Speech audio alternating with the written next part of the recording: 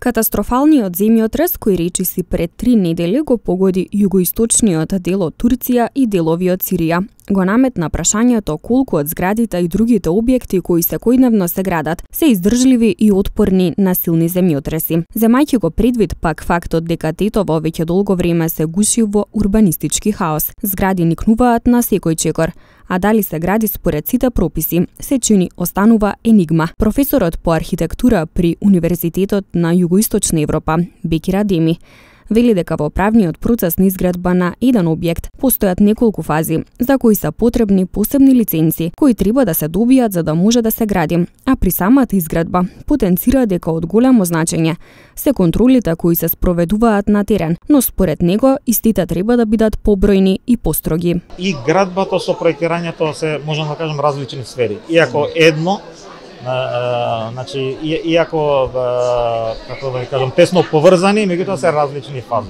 Значи, затоа и постојат овластувања и лиценци посебни за проектирање, посебни за урбанизам, посебни за градење, изведба и така натаму.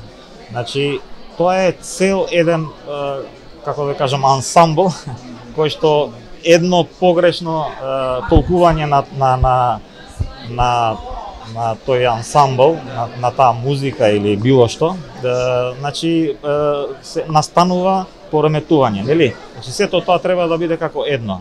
Градењето е процес кој што следува после сите тие одобренија кои што ќе се добијат. Значи во градењето постојат контроли, надзори, значи анализи, сето тоа го има во законот. Значи во законот за градење и другите. Колку се почитуваат, не би можел да кажам, јас можам само за себе да кажам дека тие што сме ги, значи, објекти кај што сме биле барем проектантски надзор, сме се потрудиле максимално да даваме. Можам, среќната страна е дека во Македонија има една традиција градежна, која што до одреден степен се почитува. Меѓутоа, мислам дека контролите треба да се многу построги, иако постои таа една традиција, како што е квалитет на бетон, квалитетни армирачи, квалитетни конструктивни работници, кои што нели работеле многу во странство и истите тие знаења ги пренесуваат кај нас. Тоа се добри фактори и среќни фактори. Меѓутоа, темелно некои работи треба да се сменат. Запрашан за тоа колку е исправно да се прават надградби на веќе изградени згради, Адеми вели дека надградби добиваат и многу објекти во развиените земји, но нагласува дека според него треба да се укине законот кој го дозволува тоа.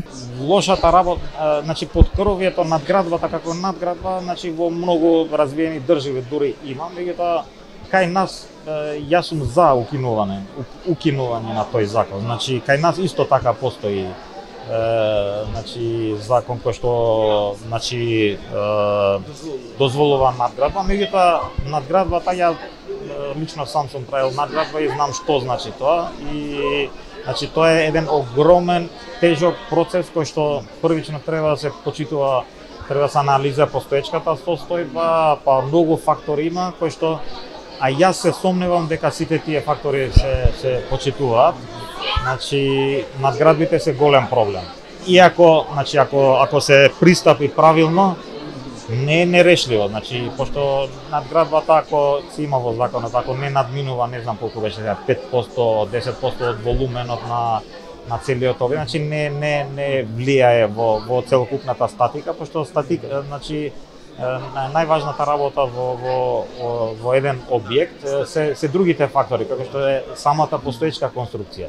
Колку е таа значи сама по себе издржлива и правилна. Евидентно дека урбанистичкиот хаос во Тетово зема се поголем замав, а простор за паркови, зеленило, рекреативни места се помалку, кои очигледно ќе чекаат некои подобри времиња.